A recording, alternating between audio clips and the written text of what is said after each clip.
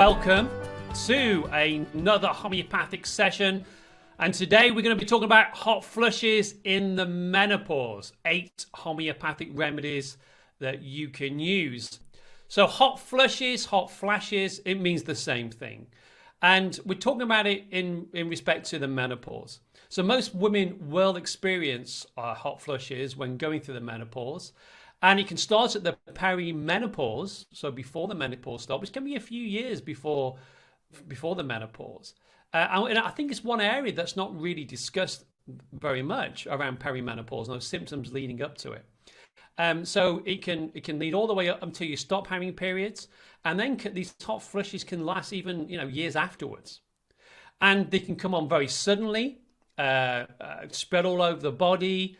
A lot of perspiration, a lot of sweating, a lot of heat, and can come in the daytime, nighttime, the morning, any times of the day. And they can be mild for some women, they can be very mild, but other people are very severe, and can really affect their lives, and can affect especially sleep, and people can't sleep properly, and that has obviously a knock-on effect to the rest of their life. So this can be a really sort of troublesome thing to have whilst you're going through the menopause. And it's thought that it can be caused by the changes in your hormones, which affects your body's ability to regulate temperature control. And again, it's part of the transition of menopause, and it's part of the process. It's like with puberty, there's a transition, and menopause is also a transition as well. So when you're prescribing homeopathically, I would say use the 6C or the 30C of the homeopathic remedy. And I'll say to all of you, go back and watch that video I did a couple of weeks ago on the top tips of prescribing, how to prescribe, how to take an acute case, how to prescribe around potency. And I go through the principles of homeopathy again. It's really good to get that reminder. But I would suggest use the 6C or 30C, because these are the potencies you can get in the health food store, over the counter. And during the hot flush, if you have one, take one dose every 15 minutes, or even more frequently, if it helps and it wears off. Intervals, at least 3 or 4 doses, or until the symptoms improve. So if the symptoms improve after taking the first dose, then you can stop the remedy. You don't need to take it. But we're looking for keynotes. Remember, I talk about a lot about keynotes. So when we go through these remedies, these 8 remedies I'm going to go through, you're looking for keynotes of that remedy that fit your case or the person you want to prescribe for. Okay, and we look for the 3-legged stool. So you need 3 legs of the stool for the stool to be stable. So I would say look for 3 major keynotes of the remedy which fit. And this is really important. So you can give the acute remedy here for the hot flushes, but often you need the constitutional remedy underneath. So I would say always try these remedies, and it may really help and deal with the hot flushes as you go through them. But sometimes I would say you probably need to go and see a qualified practitioner just to treat you constitutionally. So often you can need the constitutional remedy as well. And again, if symptoms persist, you've tried these different acute remedies, then I'd say go and seek a qualified homeopathic practitioner, because there may be things that needs to be addressed, which is not easily addressed just through acute prescribing. Sometimes you need more of a chronic remedy. So I hope that was a good little review there of how to prescribe. Again, keep it simple. Don't go into analysis paralysis. Keep it simple. Try a remedy. If it works, you'll know it works. It doesn't take a long time to work. There's a bit of a myth in homeopathy. It takes a long time to homeopathy. No, it can be instantaneous like that. You will feel the effect of the remedy. And if it doesn't work, then try another remedy. But at least you're down from 3,000 odd remedies down to 8 remedies you could possibly choose from. Okay, so these remedies I'm going to go through now aren't all the remedies that you could possibly use for hot flushes. I'm just going to bring it down to the 8 that you sort of really need to know about. Some of them you would have heard of, some of them might not have heard of. But again, if you can't get them over the counter at your health food store, you'll be able to get it from one of the homeopathic pharmacies wherever you are in the world. Okay, so let's look at this first remedy here. We're going alphabetical. It's not order of importance, purely alphabetical. Okay, so ammonium nitrate. This remedy is flushing of the face, heat and throbbing pulsations all over the body. So they get hot flashes, followed by hot, drenching sweats. And then they get cold and clammy skin. Now, what you find is that's more of the upper part of the body, say from the stomach upwards, where they'll get this heat and this sweating and perspiration. But the lower part of the body can be cold. In fact, it can be icy cold. It's like all the blood is suddenly gone from the lower half of the body to the top. And with these hot flushes and the flushes of the face and the heat and the throbbing sensations, also they'll get anxiety. And the anxiety is as though something bad's going to happen. They feel something bad's going to happen. And it's like they have to get air. They have to get fresh air. They have to be out, or maybe open a window, get fresh air when they're having the flush. But the anxiety is one of the keynotes here with this remedy. They can get left-sided headaches with throbbing and bursting sensation in the head and in the ears. They can feel this throbbing in the ears and in the head, pulsating, but often on the left side. And this surging of blood to the head and to the face. And the face can be red, scarlet, fiery red. And what they do get, again, another keynote with this, is violent beating of the heart. Really feel the heart going boom, boom, boom, boom, boom. And also the carotid arteries here, they can feel it like beating here, the sensation. Now they're better for cold water, better for open air. We mentioned open air. Also better for exercise. If they exercise, they feel better for. They're worse heat, worse in closed or stuffy, warm rooms, and worse for emotions. So if they get very emotional or the anxiety goes up, then often this can bring on a hot flush as well. And one of the keynotes for this remedy, very what we call a strange, rare, peculiar symptom, is they have a constant desire to stretch. They need to stretch. It's like they can't stretch enough. They feel better for stretching. So you may find they become obsessed with, I don't know, yoga or anything where they're stretching, but they feel better for stretching. They need to stretch. They can't get enough of stretching. It just makes them feel so much better. So a really, really good remedy to know about. Next remedy, Belladonna, which I'm sure all of you have heard. So again, with Belladonna, unlike a lot of these remedies for hot flushes, you're going to see this hot flush, but it's a sudden. The thing with Belladonna, things come very quickly, whether it's a fever, whether it just comes very quickly. So this sudden hot flush, again, with a bright red flushed face, but you'll see they have like shiny eyes. The eyes dilate. The pupils dilate. And if you know, in Victorian times, they used to put Belladonna in their eyes. The women used to put them in the eyes so their pupils would dilate. And it was seen as being as though the eyes were sparkling. Or seemed to be something to be more attractive. Congestive headaches. With Belladonna, it feels like all the blood just suddenly pulls or surges in a particular area. So congestive headaches, but this time worse on the right side with a red face. Now remember, the other remedy, it was left side. This is right side. Dry, hot skin. And Belladonna, they can be so hot, it radiates. You can feel it next to the person. It's like they radiate this heat. And you have throbbing and burning sensations throughout the whole body. Again, keynotes for Belladonna, throbbing and burning. But they perspire or sweat on covered parts. Anywhere they're covered up, say with clothes, and only dry in the head, but they'll perspire if they're on covered parts of the body. And the thing with Belladonna, and I've seen this particularly in fevers, but people will describe this to you, that the heat, it's like you can see steam rising from the person. So say they take the top off, or the coat, whatever they've got on, and they're having a hot flush, you'll see like steam coming off the body. They're that hot. So the flushes can come and go just as quickly. So the flush can come, and then it can go just as quick. And that's for Belladonna. But another keynote for Belladonna is they desire lemonade or lemons. Hence the picture of lemons. They desire lemons. They'll want lemons or lemonade.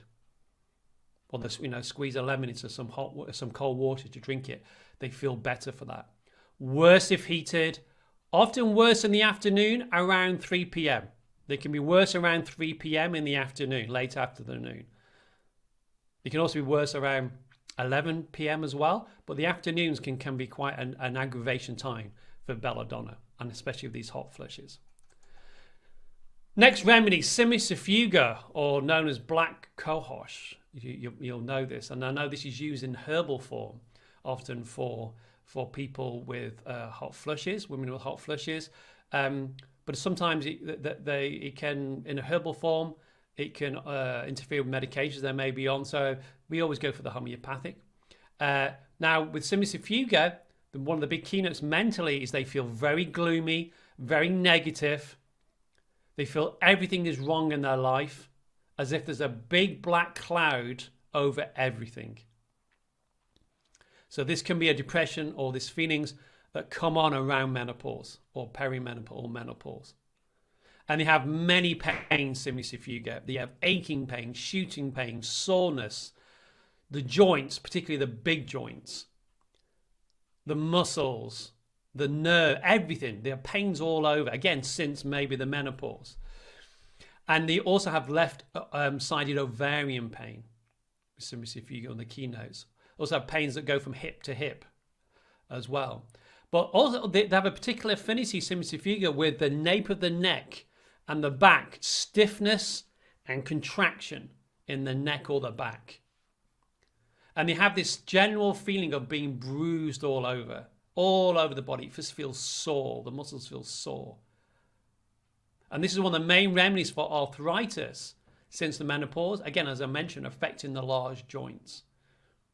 And they can have the hot flushes as well at the night, in the morning. But actually, they're generally quite chilly. So if you see somebody who's been chilly ever since the onset of menopause, gone very chilly, better for open air, better for warm wraps. Worse for drafts, worse for alcohol, wine particularly worse for. So this can bring on the flushing as well. This can aggravate the mental symptoms. Worse change of the weather. So anything where the weather's changing, it can set them off as well.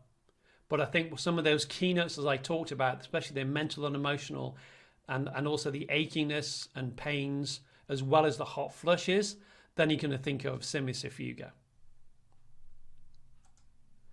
Next remedy. I think the picture says it all here.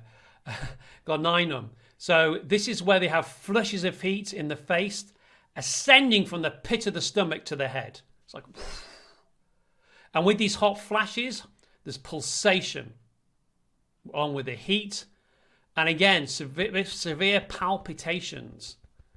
But they describe this wave sensation, like the wave coming up into their head, and they get a headache. But it can keep coming the way, like in waves. Again, the face can be flushed, alternating being pale. So after the hot flush is gone, the face can go very pale. It's like all of a sudden the blood's just drained from the face. And they have perspiration or they sweat on their forehead or on the chest. On the forehead or on the chest. So again, you can see these remedies have different characteristics. And this is what we're looking for. So they have a throbbing and bursting headache. Again, as if the blood is surging back and forth into the head, back and forth into the head. They can have a pounding pain in their head. The head feels very, very heavy, but the worse if they lie on a pillow. They can't lie down. They have to have the head elevated, or elevated, say they're in bed. But throbbing in the temples, worse for motion, worse for walking. So again, you've got this remedy with hot flushes, hot flashes. But a big keynote here, you're going to see they've also got these headaches, these throbbing and bursting headaches. They can be very averse to the husband, the partner, or the children. And also they dwell on past events, recall old grievances, things that have happened to them. So again, there's another remedy that's like this, we'll talk about later, but has an aversion to loved ones, aversion to partners, and very irritable. But they, as I said, better if they elevate the head. The headache's better if they elevate it, because like I said, the worse if they lie down. Better for cold applications. Worse for heat, worse for movement, worse for hot weather. So all this can bring on and aggravate the hot flushes and hot flashes. So again, Think of this, think of the throbbing, think of the headaches, think of the mental symptoms as well, but think of this wave that comes up. Next remedy, Lachesis. One of the main remedies here for menopause and flashes. Again, rush of blood to the head, again, which is common with these flushes and flashes. Flushes of heat, but with cold feet. So again, all the blood just surges like upwards and ascends. And this ascending heat that goes up. But one of the keynotes for Lachesis, if they can have a sensation of a lump in the throat or constriction around the throat. So constriction, think of the snake and the constriction around the throat, or they feel like they've got a lump in the throat. They can feel a pressure or burning on the top of the head. So again, we looked at all these remedies. We looked at the temples, the left, right. This is burning on top of the head, the vertex, what's known as the vertex, and throbbing. Now, I put in brackets there high blood pressure because Lachesis is also a great remedy for high blood pressure, especially, again, around menopause. But again, with their headache, it can be bursting, it can be pulsating, but it's better for pressure. They feel better for pressure. So even though they feel pressure on the head and it's burning, they feel better for pressure for holding their head. I'm messing all my hair up now. Cannot bear anything tight or constricting around them. They need loose clothes.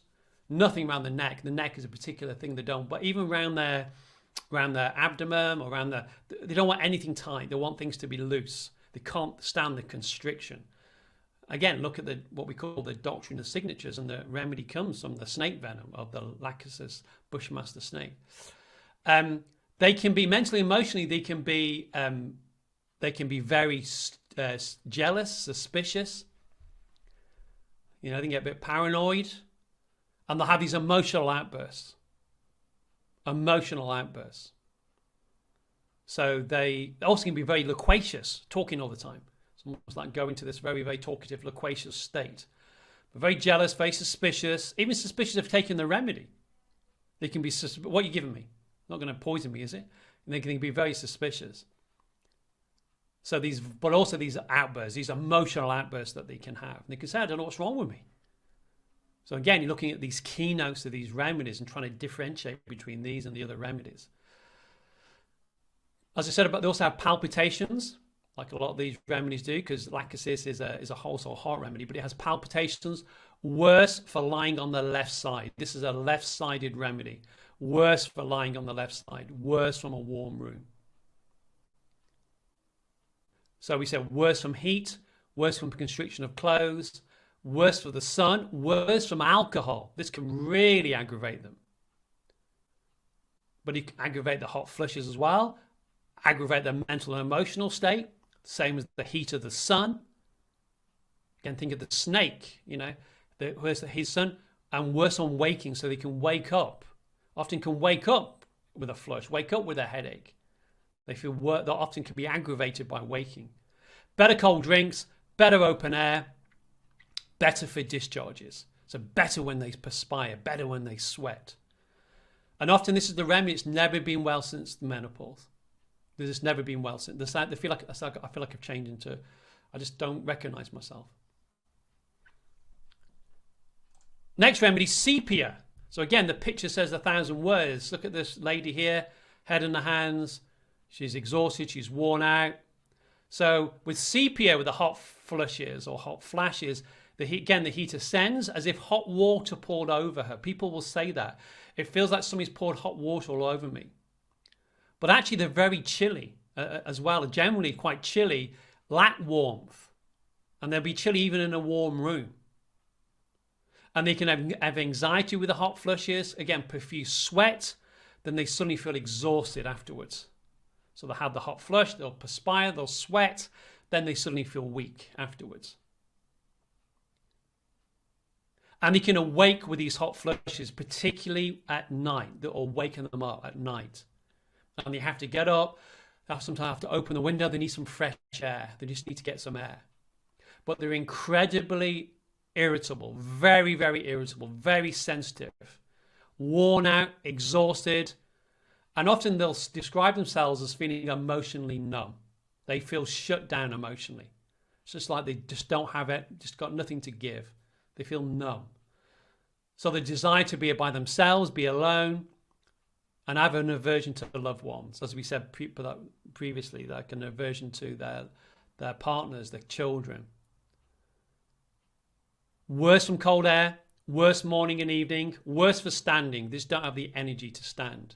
But they're better for pressure. Okay, so they feel better for pressure, better for warmth of the bed, even though they'll wake up sweating. But when they first get in, they're going to be cold. They may put lots of clothes on because they're generally quite chilly, but then wake up with all this heat.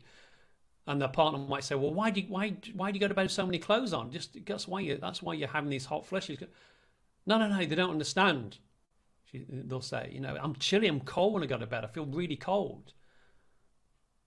But also they'll feel cold with the sweat. After the perspired, and they feel very cold because they feel cold and clammy.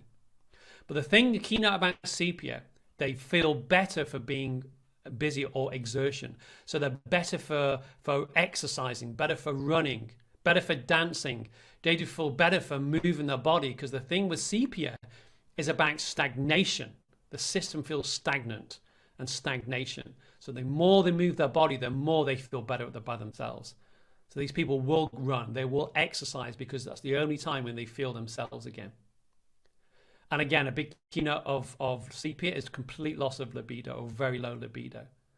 It's just like, no, they're just not interested. They just feel flat and they have no energy. Next remedy. Sulfuric acid, Sulac, sulfuric acid. This is a really interesting remedy. General aggravation, again, at the menopause.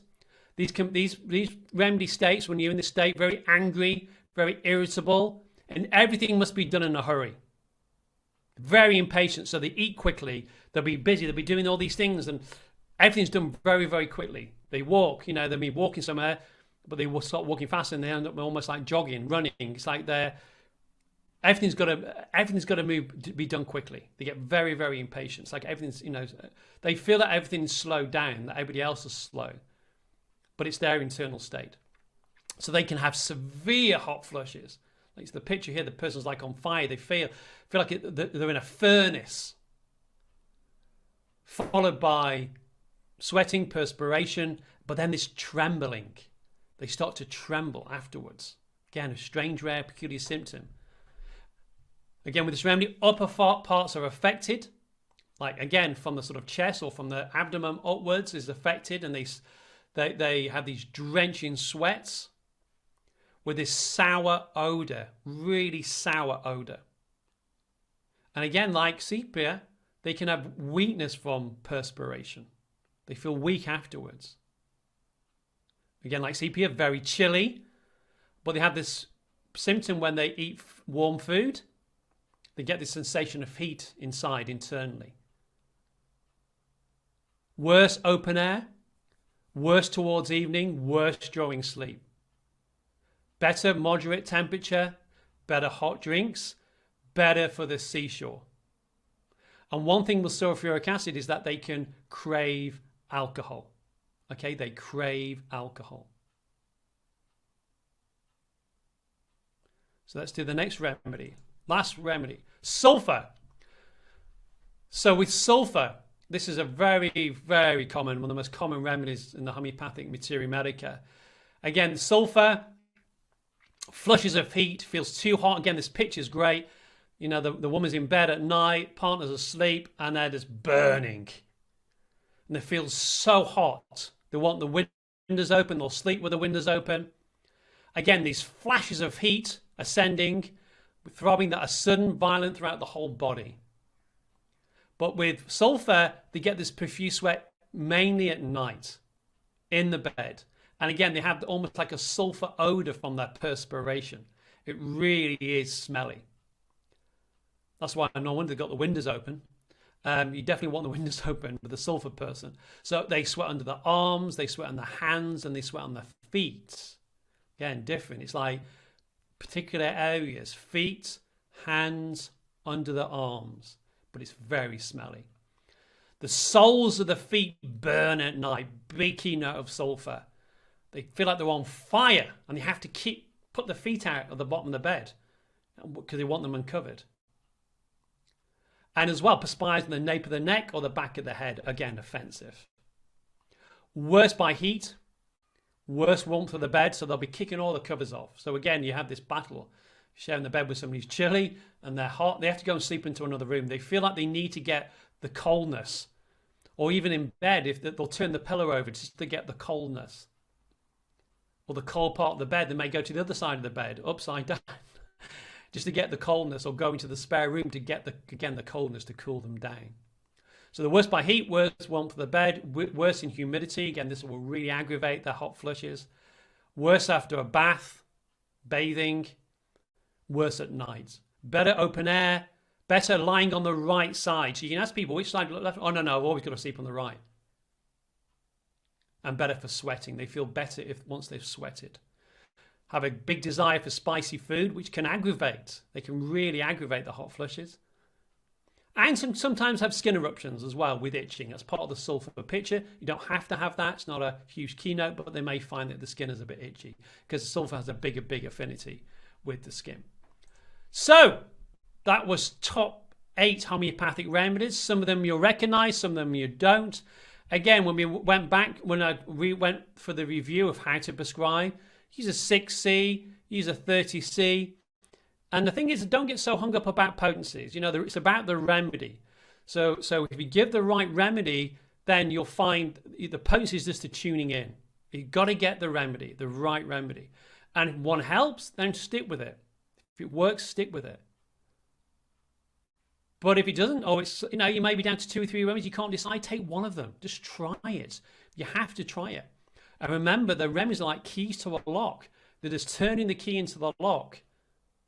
And then the body will help stimulate and to heal itself and get it back into its innate healing wisdom and connected to that.